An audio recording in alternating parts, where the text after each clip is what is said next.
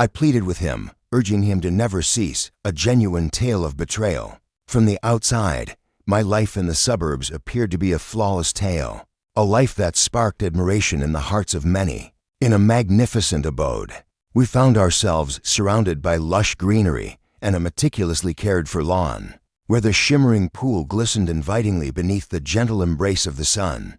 My husband, Mike, was a man of great success and tireless dedication, while our son, Eric, stood on the brink of a new chapter at 20 years old, ready to graduate from college. To anyone observing, we were the embodiment of joy, a family that others aspired to become. Yet, within the confines of that house, the reality was anything but idyllic. Mike devoted the majority of his hours to his job, and upon returning home, he scarcely acknowledged my presence. His focus was entirely captured by his phone or the television. The warmth that once enveloped us had long since dissipated.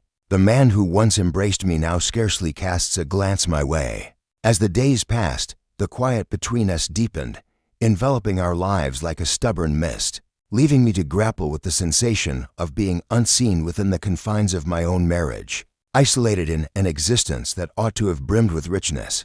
On a Saturday afternoon in the early summer, the winds of change began to stir. Eric had extended an invitation to his closest companion for a delightful swim. Once upon a time, there was a character named Marcus. He had been visiting for months, ever courteous, ever considerate. He was just another boy to me, until that fateful day. As I stood in the kitchen, rinsing the dishes at the sink, my eyes wandered to the sliding glass doors that opened up to our backyard. And there he stood. Marcus stood at the edge of the pool, his skin shimmering under the midday sun, droplets of water cascading down his smooth, flawless dark skin. His physique was trim and vigorous, sinews taut with every motion. With a graceful plunge, he vanished beneath the surface, only to emerge moments later, beaming with a broad, assured smile that showcased his flawless white teeth. For a fleeting instant, my gaze was utterly captivated. It wasn't merely his physique or his grin that drew me in.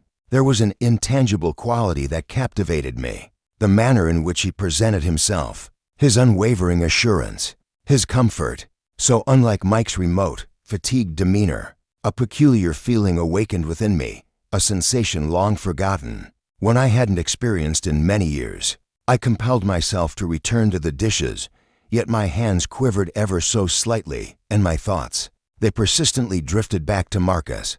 In the weeks that followed, Marcus found himself at our house with increasing frequency. In the dim light of the garage, he and Eric forged a bond through shared workouts, their laughter echoing as they battled in video games until the stars twinkled above. On those languid afternoons, they found solace by the pool, basking in the warmth of friendship and the sun's gentle embrace. Whenever Marcus was close by, my senses heightened, and I became acutely aware of his presence. Each fleeting gaze, each and every word, each time, his rich, soothing voice resonated throughout the home. On a sunlit afternoon, Eric dashed off to the store, leaving Marcus in his wake. As I stood in the kitchen, crafting a meal, he made his entrance. "Mrs. Blake, would it be all right if I fetched some water?" he inquired. His voice caught me off guard, rich and flowing. "Certainly, Marcus," I responded, wishing my tone conveyed a sense of ease. "And do call me Amanda, if you please." He smiled, that effortless, captivating smile that sent a flutter through my chest. "Thank you, Amanda." As he reached for a glass, our hands brushed, a fleeting moment that lingered in the air like a whispered secret. It was a fleeting moment, ephemeral, yet it coursed through me with an undeniable intensity. I stood still, caught in a moment of disbelief. His words lingered in the atmosphere, thick with significance. My breath was momentarily suspended.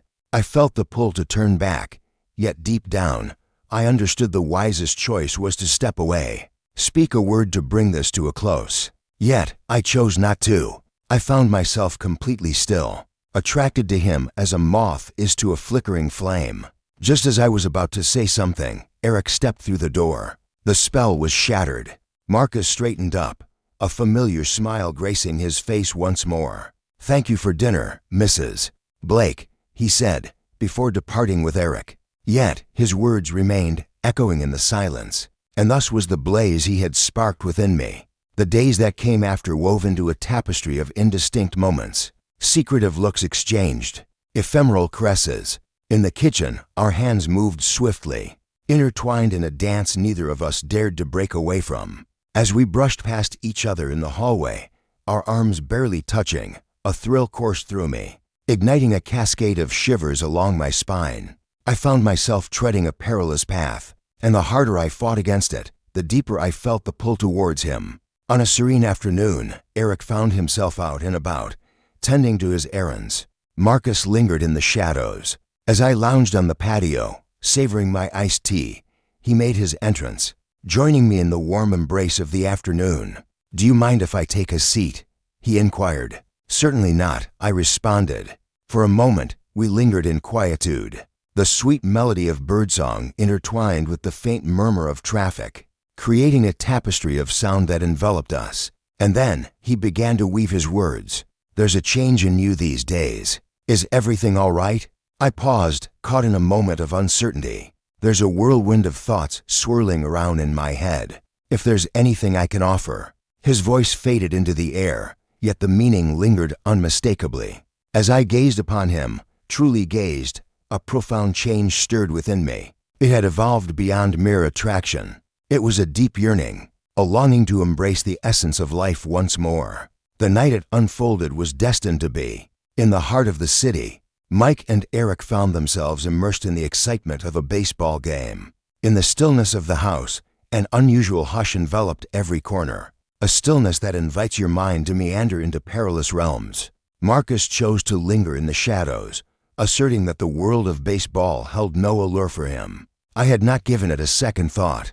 A fragment of my being felt a sense of relief. A fragment of my being quivered with fear. As I lounged on the couch, a book in hand that failed to capture my attention, Marcus emerged in the doorway, framed by the soft glow of the dim hallway light.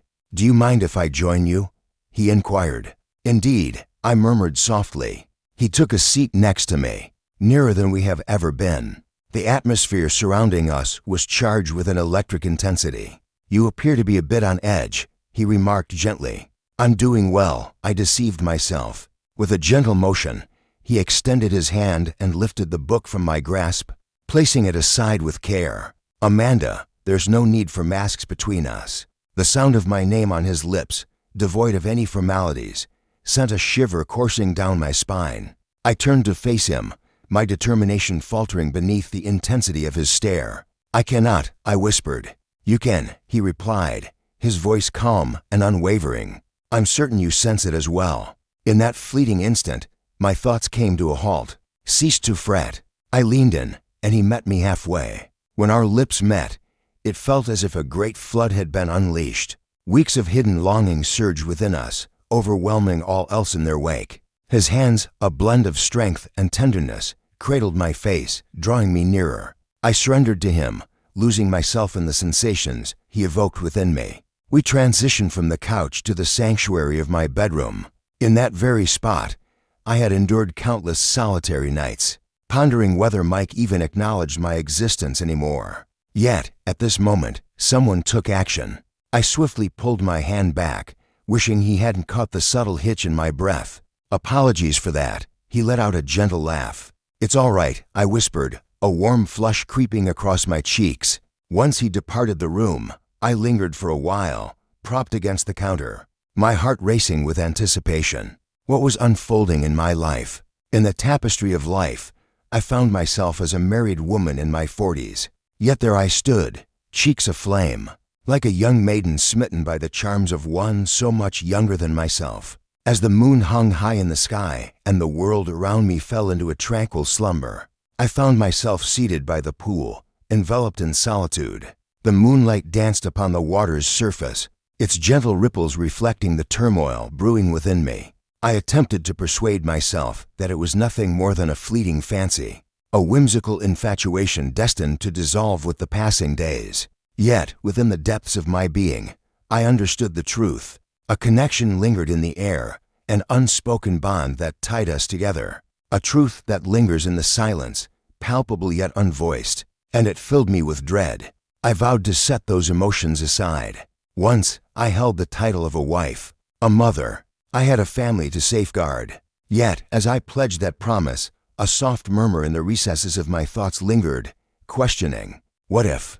I attempted to resist the magnetic draw I sensed toward Marcus. I concealed it beneath the rhythm of everyday existence. Yet, he rendered it utterly unattainable. His essence enveloped every nook of our dwelling. His laughter danced through the walls. His essence hung in the atmosphere, a lingering presence even after he had departed the space. A week after that fateful night by the pool, the tides began to shift. In the sweltering summer heat, Eric and Marcus engaged in a spirited game of basketball in the driveway, their shirts carelessly discarded. I had drawn back the living room window to invite the fresh air inside. Their playful banter danced around the room, yet my gaze continually wandered back to Marcus. His body glided with an enchanting fluidity. As the last words faded into the air, Eric dashed inside, eager to retrieve something from his room.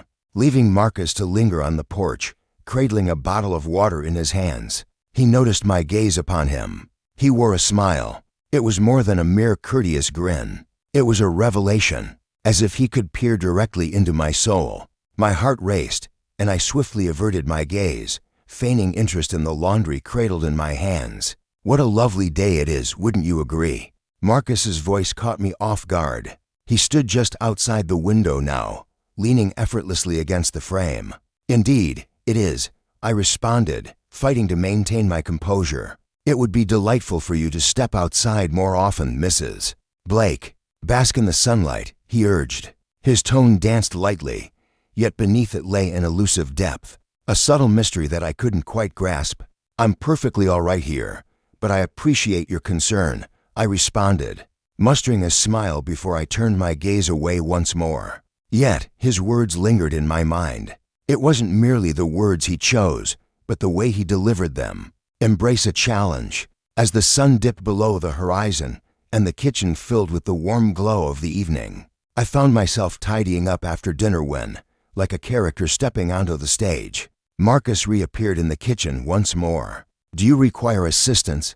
He inquired, his voice barely above a whisper. No, I've got it, I replied, my eyes drifting away from his piercing stare. Yet, he chose to stay. He rested against the counter, his gaze fixed on me with a fervor that sent shivers down my spine. You put in too much effort, he murmured softly. I halted, a plate lingering in my grasp. It had been years since anyone had spoken to me in such a way. It's simply part of my nature, I replied with a slight shrug. Perhaps it's time for someone to look after you for once. As dawn approached, guilt slinked in like an unwelcome shadow, whispering secrets of regret and remorse. As I reclined next to Marcus, my gaze fixed on the ceiling, thoughts swirled in my mind like a tempest. This must not occur once more, I murmured softly. Yet, as the words escaped my lips, a part of me remained unconvinced. I don't believe you truly mean that, Marcus responded with a steady demeanor. He gently swept a strand of hair away from my face. Amanda, it is only right that you feel this way. His words wrapped around my wounded heart like a gentle embrace.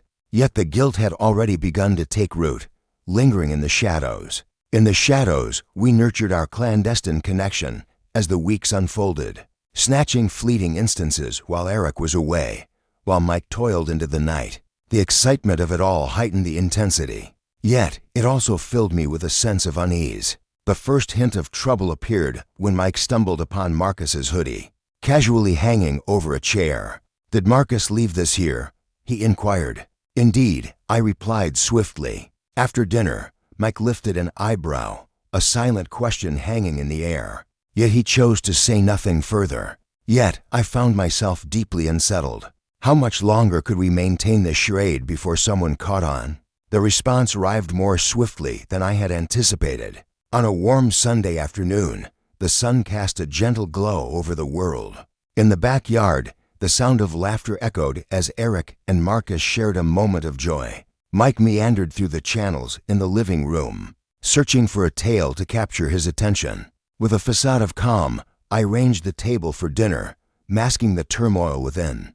Yet, all was far from well. I had ventured beyond a threshold that could never be revisited. The burden of my hidden truth bore down on me, heavy and relentless. As the sun dipped below the horizon, Mike ventured outside to answer a call. Eric found himself upstairs, indulging in a refreshing shower following their invigorating swim. In the quiet of the kitchen, it was just Marcus and me, enveloped in a moment that felt both ordinary and extraordinary. The air was heavy with anticipation. "I can't do this anymore," I murmured softly. He drew nearer. "You can't possibly be serious." "I do," I insisted, though my voice quivered with uncertainty. "This is not right, Marcus. It must come to an end." Just as he was about to respond, the back door swung open. Mike stepped through the doorway. His gaze danced between Marcus and me, and then they grew narrower. "What unfolds in this moment?" he inquired. And just like that, the delicate world I had so meticulously crafted began to unravel before my eyes.